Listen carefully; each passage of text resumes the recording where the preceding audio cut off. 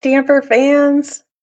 I'm Nan Gerlitz, independent Stampin' Up! Demonstrator from Bloomington, Illinois, and I am here to help you connect with your people, whether that's gathering together to craft or you creating things to share with them. It's all about making and deepening those connections. So let's get to it. There we go. Okay, this is not what we're making tonight. Don't freak out. I wanted to say thanks to everybody for understanding that there was no Friday night stamping this past weekend because we had all three grand boys Friday night, Saturday night, and most of Sunday. So lots of laughter, lots of hugs, lots of silliness, and very little energy from the grown-ups. So we called Friday night stamp and I went, nope, not going to happen. So instead, Sunday, we had some Sunday stamping with the grand boys. And so this was James, who's 5. This was his masterpiece. He likes to just go crazy. And of course, the dolphins needed to be swimming past red flowers because of course they did. And apparently it was the stingray's birthday. So happy birthday. And then he decided he wasn't done. So he needed to flip it over and grab my retired motorcycle stamp set and, because he's born to ride. So there was lots of flips and things like that going on. Yeah. It's very red. And I think he chose red because it's my favorite color. So very funny. And Jeffrey also chose red. But as you can see, Jeffrey has grown in his stamping abilities because he used to stamp like that as well. And now he's very methodical. He had the race cars all lined up and he wanted those butterflies to be on flowers. So we had to find a stamp set that had flowers that would be the right size for those butterflies. Then he wanted the hill. And so then he needed to put, he had like 3 trees on the hill. And then he decided, no, the person that lives here loves trees. Hola, Penny. I can't believe you're tuning in from Mexico. You are so funny. Thank you very much. I feel very honored. We've got a train. We also have a truck. I'm hoping there's train tracks and a road. I'm thinking there is. So, and then, of course, the helicopter. So Russ actually saw a helicopter on the way home from bringing the boys home last night because they live in Chicago. And he saw the vice presidential motorcade on his way home. So that was exciting. Yeah, the boys always have a blast stamping. And I'm always just like cleaning stamps and giving them blocks and switching ink pads or whatever. So I don't get anything done when they stamp. But it's very funny to watch them and hear all the stories and whatnot. So, so very, very fun. Thank you, Penny. I wanted to remind you that it is August. We are more than halfway through August, which how did that happen? And so if you have earned coupons from July, you need to make sure that you are redeeming them this month because after the 31st, bye. No longer there. Can't make an exception. They're just gone. So don't lose that money, right? Get some stuff.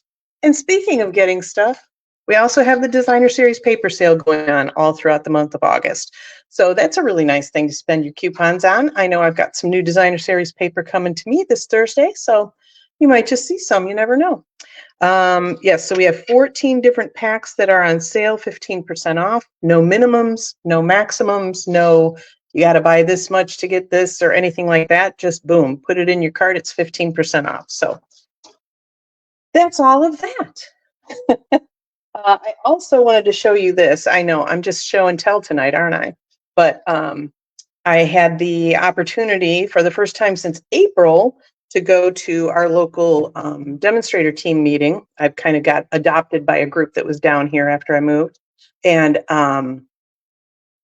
haven't gone since April because May it was on our anniversary. June we were in Alaska. July they moved it because something that Tracy was doing, and so it got moved to the night that my book club meets, so there was that. So finally I got to go, and this was the project that we made. Penny, you're going to love this. So you just pull on it and a little hocus pocus. So it's a super fun, surprisey fun fold, and look at that glimmer paper because my friend Tracy is all about glitter. So yes, she knows that glitter's not allowed in my house.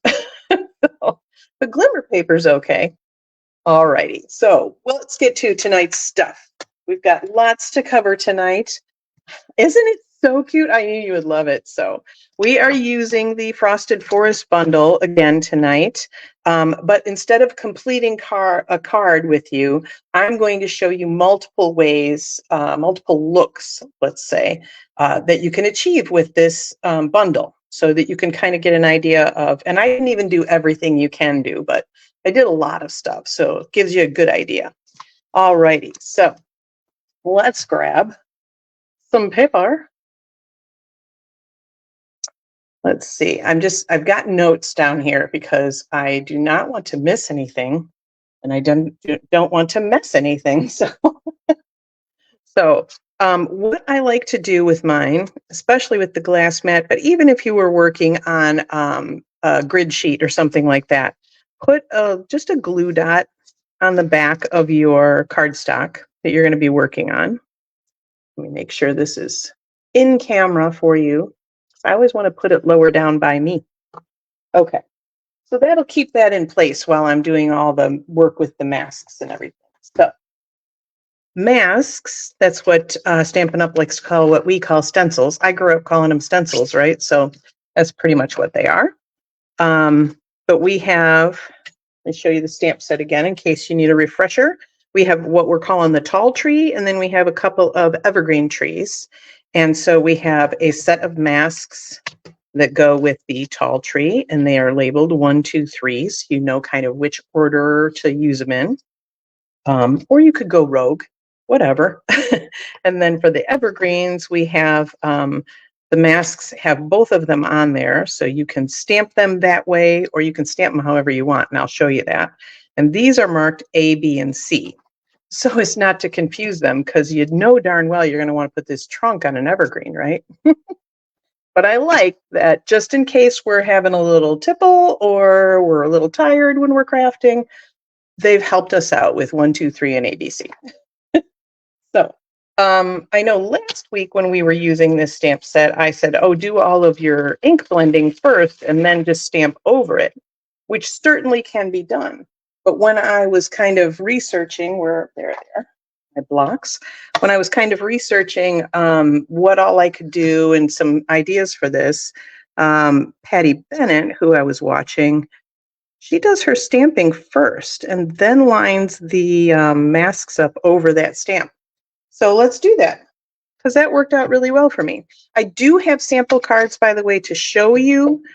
So I'm going to be showing you kind of how to make some, and then I'll show you the card that resulted in it. And then I have some extra ones at the end. So this is just the Memento Black ink. Go ahead and stamp that. Voila. All right, and then we have to clean this because we're going to do the evergreen trees next, and I'll need that same block.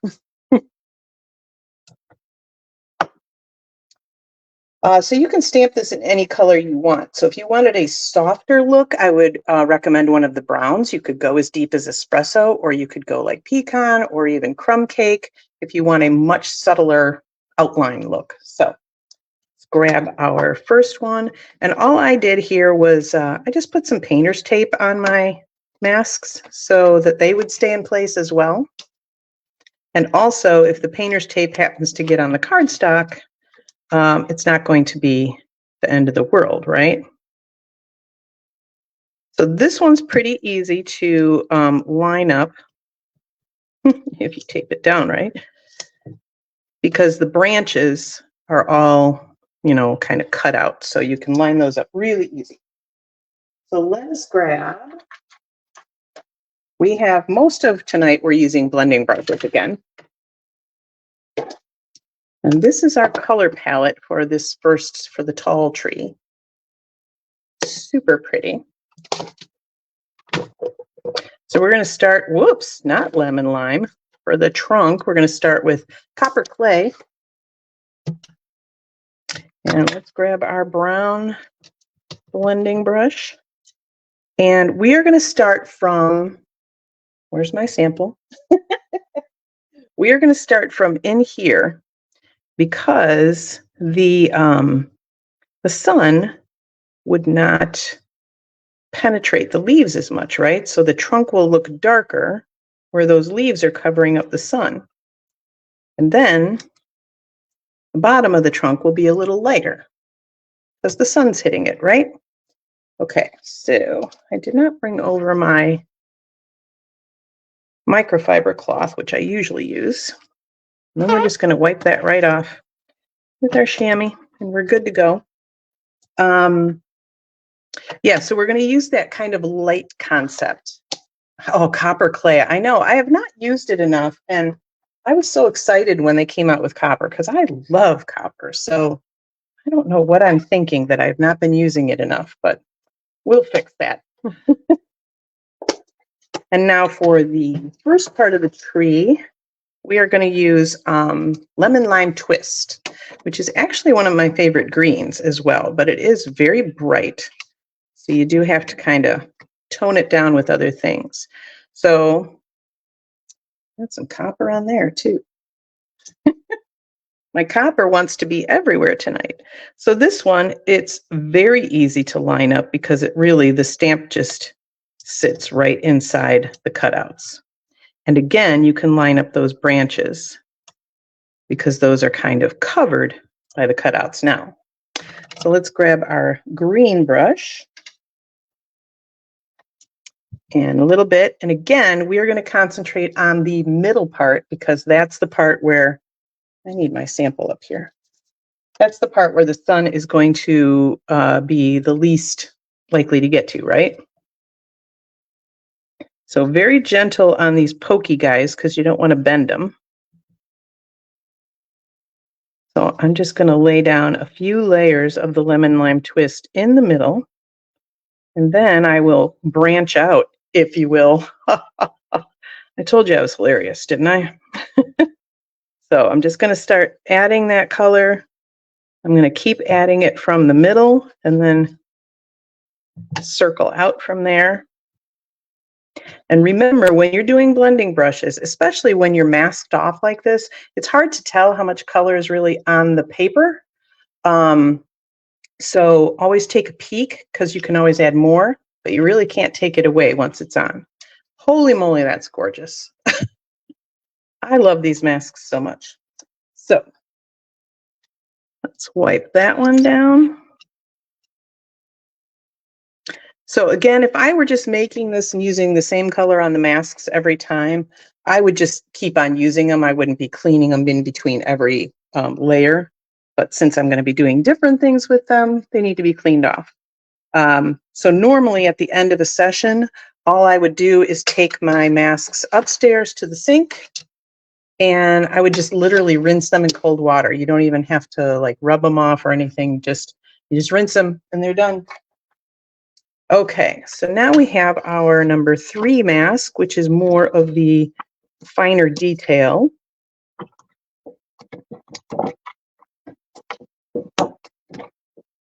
So this one is slightly harder to match up, but basically I just kind of get it so, you know, like that top part maybe. Some of it is going to hang off, and that's okay. Where was, oh, that's right. So there is a little spot right here, and then here, where those branches kind of hide behind. That is a good marker. And we're going to grab our Granny Apple Green for the final layer. And again, we're going to concentrate a little bit more on the inside part and then branch out.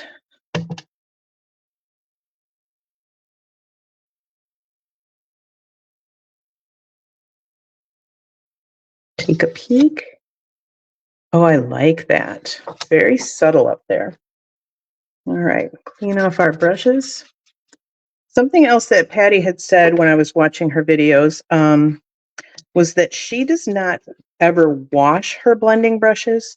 She, she's fortunate enough to have like 50 of them, so she's got one pretty much for every different color. I have one for kind of every different color family, so basically all my greens and whatnot. I did recently wash them, and they're fine. They work just fine, but what she was saying is that you can see the ink really does dig down way into there. So there's a buildup of ink. So if you clean them completely, even though they're stained, you're going to need to add more ink to the brush in order to blend with it, right? So if it's got a kind of a buildup of ink, then you don't have to use as much new ink the next time. So I thought that was a good point. All right, yeah, let me unglue this, bring it a little closer. Isn't that just so pretty? I love this bundle so much. Yeah, Penny, the blending, I swear, I have not always been great at the blending. Sometimes I feel like, oh, it's not quite right. But these masks, I will say, make it really, really easy. So that's one thing. So another thing, I was looking for a stamp to do grass with, and I didn't really have a good grass stamp. I had a couple that would have been fine, but then I realized we have these evergreen trees in here, and I thought I could get away with doing some evergreen trees as grass. I'm actually going to put that on the larger block, so I want the whole thing. So I want kind of the side of it. I'm going to use it sideways. And I'm just going to stamp it up in the lemon lime twist first. And it will definitely look like a tree on its side to start with. And that's okay. Yeah, that's enough of that.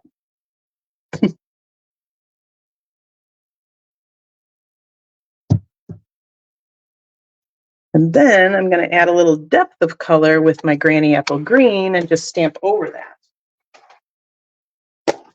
So definitely, I mean, even that kind of looks grassy, right? That's nice. But if we do the Granny Apple, and maybe let's go the other way. Let's kind of layer that over so we'll have some depth of color.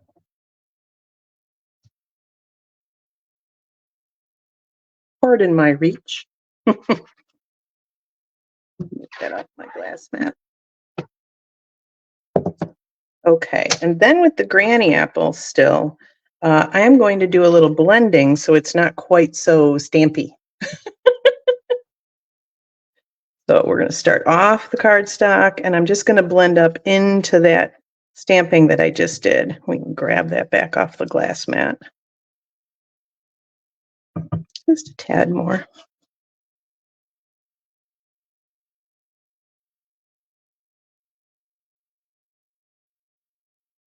So I still want to see that grass, but I don't want to see it quite as, now it looks better. And then we will add a little sky as well. And this is the part I usually think, oh, this looks horrible. And then when I'm all done, I'm like, oh no, that actually looks kind of nice. So never judge your blending in the middle of your blending, because it's not going to look right. So I'm going to use boho blue, and boho is a little darker than the balmy blue. And so I thought I had ruined the card, and I will show you the final one in a minute. But remember to start off your paper, because then you won't get as harsh of a line. And you want to basically, around this, I'm going to make like a halo of sky.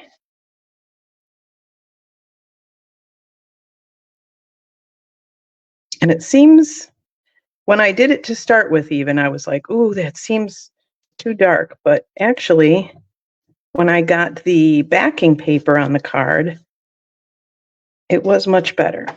And you'll notice I went both ways.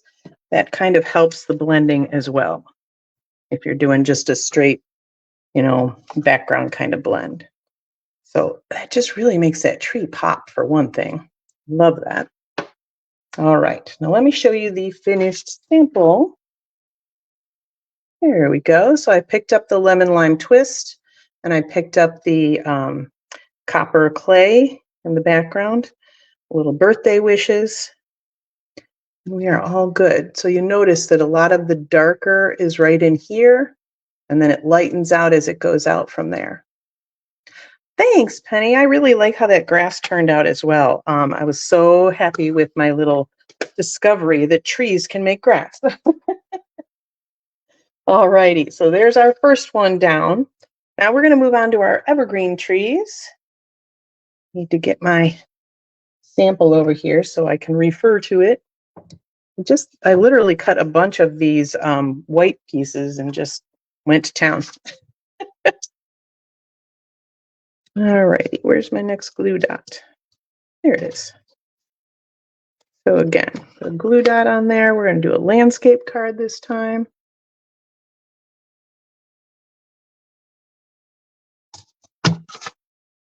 Okay, our color palette for these trees. The balmy blue is for the sky, and then we're going to do shy shamrock and shaded spruce for those trees. And I don't know that I would have picked shy shamrock, but my friend Patty did, and it turned out looking gorgeous, and I think you'll agree. So first we are going to stamp our trees. Let's get this little guy off of there because I'm going to do the big guy first.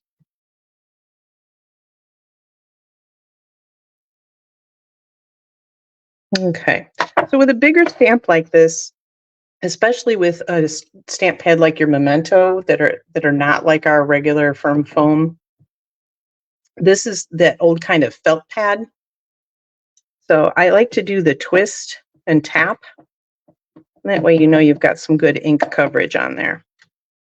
And a lot of times those old felt pads kind of sag in the middle. So this is not a landscape card. I'm very sorry. This is a portrait card as well. Okay, so we'll pop one of our trees over here. Quick cleanup. And we will pop our other one right next to it.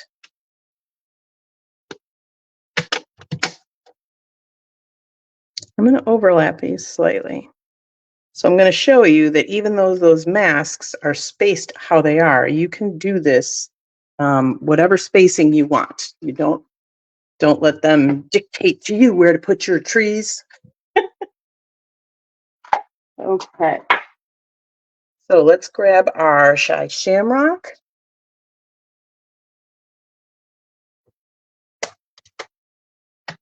And we'll grab our green one again. Make sure we're good. Okay. Yep. Da, da, da, da, da. Gotcha. Reading my notes again. Okay, so this is, oh, hi. Helps to put the mask down, doesn't it? There they are. This is gonna just rock all over that one. Okay. So you'll notice I actually stamped them backwards as well. So let's do the little one first, because somebody had remarked online that, hey, if you do it from left to right, you're less likely to smear it. I'm like, oh, that's a good point. So get our ink pad out of the way here. Let's line up that little one. Again, that first mask is super duper easy because it like pretty much just mimics the stamp. And then you can go from there. There it is. Okay, so we got a little bit of ink. We are going to go up the middle first. We want the middle to be a little darker. Branch out a little bit.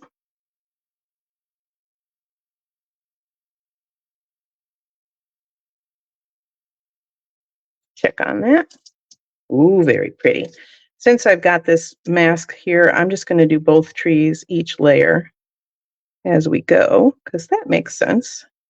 There we go. So with that first mask, you just really want to see all the stamped lines. And if you get it off a little bit, it's fine. Yeah, Penny, I was wondering why you didn't yell at me to put my mask down. Must be a delay going to Mexico, huh? So again, we'll do a little darker towards the bottom and up the middle. Branch out a little bit here.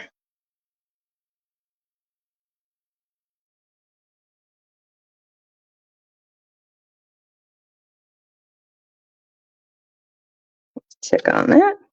Ooh, looks nice. Okay. So we're going to stick with Shy Shamrock for the next layer, because basically if you go over the color with the same color, it's just going to darken in those spots.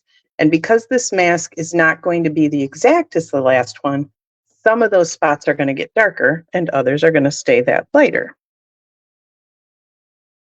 So with this next mask, you notice that there's no point up at the top. So we're going to get it kind of in place here. And then I'm going to move it down just a titch. Because what you want is you want to see that kind of white space underneath what we've already blended. So we're going to go to our Shy Shamrock again. A little bit more pressure this time. And just let it rip.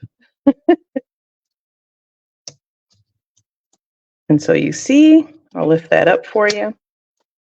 We've got 2 tones of green on there, even though I used the same color ink. So you can do a lot with just a few ink pads. You don't need a whole bunch. This one, again, we're going to line it up and then just pull it down just slightly. We can just get that kind of offset, a little bit more pressure.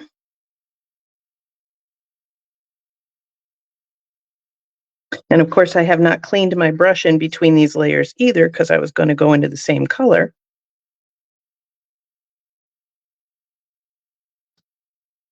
And voila. Oh, that one you can see really well.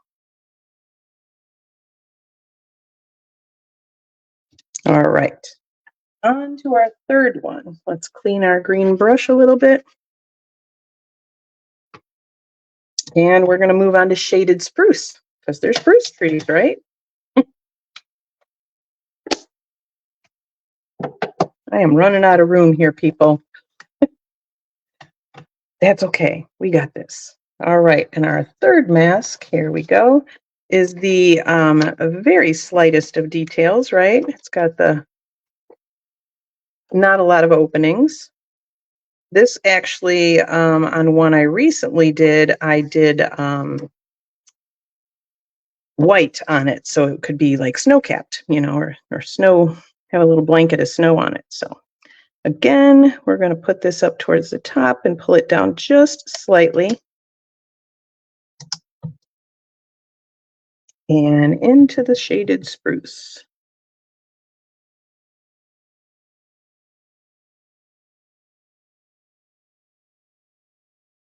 And it's so quick. I mean, you can see it's been what, 20 minutes, and I'm already almost done with the second card. This one actually has a point at the top, so it's easier to line up, but pull it down a little bit so you get that variation, that little bit of shading underneath. And, if you have this bundle or any of our masks, you want to play around with them a little bit and see, like, do I like that up a little or down a little or right on? It's what color combinations do you like? And there are your beautiful shaded trees. So with this one, show you the sample. Oh, that was the other thing I did too. I pulled out, because I don't have a copper clay blend, I pulled out my pecan pie, and we actually colored in this trunk of this taller spruce, because it does peek through there, and it really makes a big difference. Going from a green trunk to a brown one. There, that looks much more realistic now. Very easy to do. So yes, with this one, I did the same kind of sky, except in balmy blue, and then I took both of those greens and just blended in a grassy area on the bottom. All right. It is magical, right? I tell you, I love, love, love this bundle.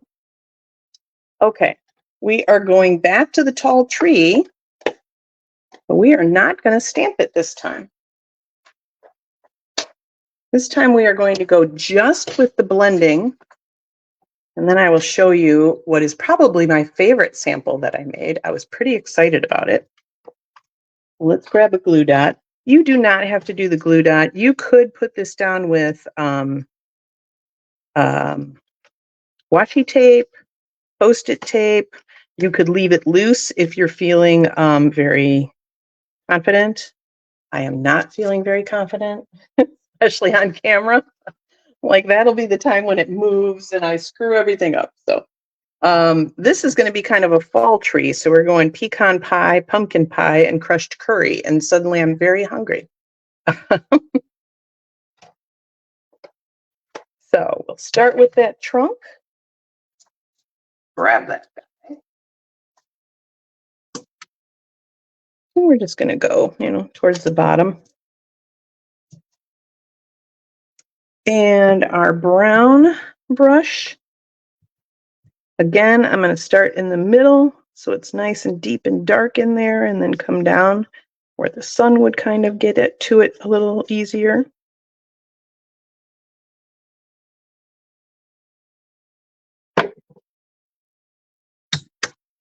Ooh, I do love the pecan pie as well. All right, and then, as I said before, see now you can see maybe without the stamp there, you can see that maybe even better. Let me see if I can get you a little closer. You can see how that mask covers up those little spiky trunk pieces. I don't know if I'm going to have you level after that. Very sorry. You are not pie adjacent. They don't have pie in Mexico? Come on. I mean, maybe not pecan pie, but have an empanada, right? They make dessert empanadas. All right, we're going to pull out our crushed curry and our yellow brush. And this guy, again, we're going to go heavier in the middle and then branch out.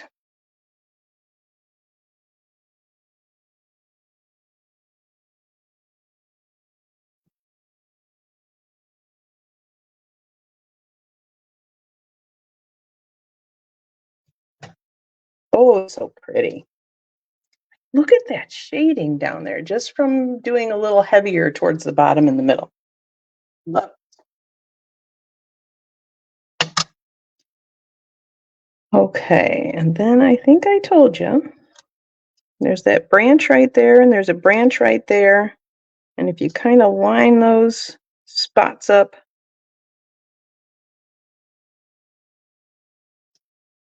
perfect. That's just kind of how I do it. But again, it's a tree. So nature doesn't do things, perfectly necessarily. So if you screw up just a little bit, well, that's just the part that the squirrels got to. All right, I'm going to do kind of a light touch because this is pumpkin pie. So it's going to be dark already.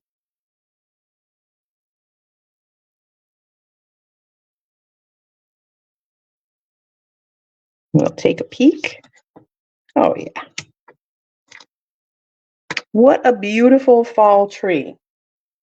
Now for my sample, what I did on this one was I die cut that out because the dies will work on all of these as well. So here's our die for the big tree, and it would cut out the stamped image, but obviously it would also cut out our blended image, even without the stamp, because they work together, like so many things that Stampin' Up! Does. And here is what I think is my favorite sample of all of these, because it doesn't have a white front. I decided it would be really cool and kind of a little Halloween-y to have these silhouette trees that are from the dies in the background there and have that popped up. And then I couldn't figure out how to put a sentiment on it. So I thought, ooh, a nice curry circle would look like a nice moon on a moonlit night, right? So yeah, I really do love the way that shading turned out. Super pretty to me. So yes, that's my next one. Okay. The next one is really weird. So, I'm making some good promises now. Let's clean off our masks a bit. And I'm going to do, I think, just a really quick demo of just one of the masks, and then I'll show you the finished sample. Because I think it would take too long for me to do all of them, and you don't need to watch me do all of them. All right, we will put our card down, and I'm just going to say, oh, we're not gonna have any problems with it moving. I'm not putting my glue dot on. Okay, so I have some Stampin' Up markers here. Okay, so these are the same type of ink as our, as our ink pads. It's a water-based ink. It's not an alcohol marker. I'm going to take the thinner tip, which is like a writing tip, a bullet tip. We also do have the brush tip. So I'm going to take the thinner tip, and I'm going to do like we did when we were kids, and I'm just going to trace around the stencils. And this gets a little tricky on this one, so I am not exact when I go around those little spiky branch pieces, because that is difficult. So I just kind of get a general idea.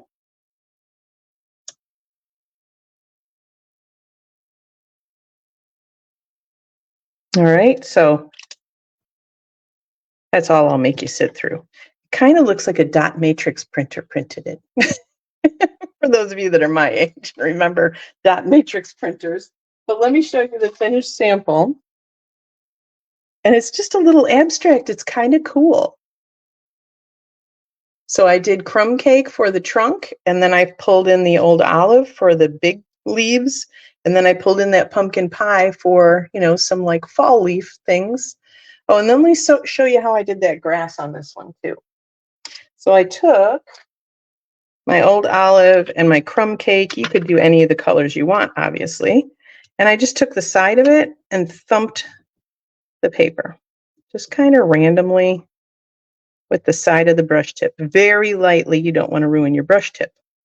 And then I thought I would come back in with the crumb cake so I'd have some variation and kind of like dried grass, you know, and like our lawn looked when we first moved in here. We had tons of trees that were basically killing the grass, so a little bit more olive. So that's basically how I did that whole look down there.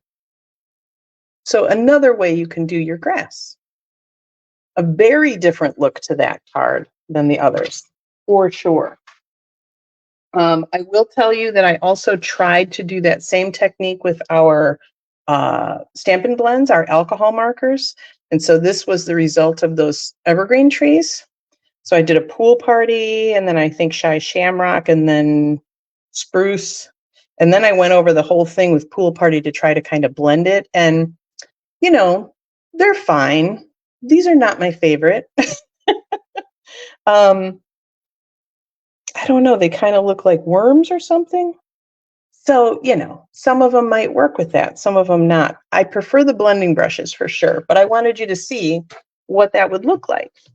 Another thing that I tried was a watercolor spritz. So this is spritz watercolor paper. And I did the blending brush with 3 different colors for the evergreen tree. And then while it was, you know, kind of just blended, I just took a water spritzer and spritzed it like 3 or 4 times and then let it dry. And so it does kind of make it a little more like a fir tree, like a little more furry, right? Less defined and more natural, perhaps. So that is an option as well. And I did learn something from that as well, is if you're watercoloring on watercolor paper, whether you're spritzing or using a lot of watercolor, if you spritz the bottom, it keeps it from curling.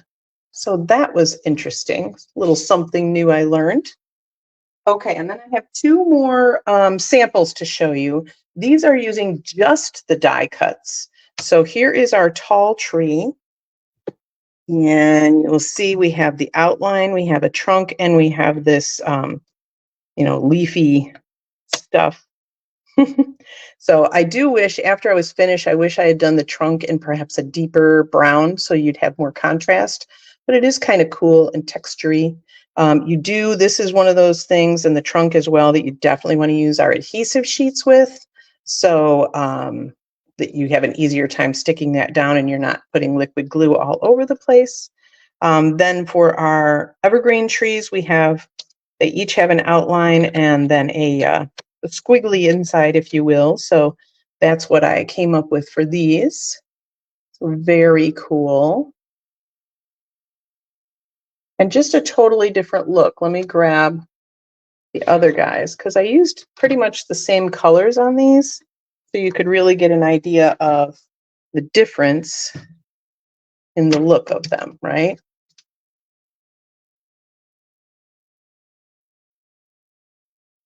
And then here's our tall tree. So I did not use the lemon lime, I just used the granny apple on that. But still, you can tell the very big difference from stamping and blending to just die cuts. Yeah, very different effect. But that's what's so cool too, is you can get so many different effects from this bundle just from using the same bundle, right? It's just so many different things you can achieve with the same supplies. So there you go. There is a lot of stuff you can do with this bundle, but certainly not all you can do with this bundle, but it's a lot. So let me pop back up here and have oops, wrong one. Have a little chat with you. Hi. So I don't know about you. If you do not have this bundle yet, I'm hoping that I have shown you why you need it, because you need it. It's going to be great for Christmas cards. It's going to be great for, you can make those nice home decor pieces where you have the same tree shown as spring, summer, winter, fall. You can do, birthday cards, Halloween cards, some fun abstract cards. All sorts of things. And apparently, so I had my blending pieces out when the boys got here. And so Saturday, Jeffrey came downstairs with Papa to get something and saw all of my trees and was just in awe of them. So they impress a 7-year-old as well, just so you know.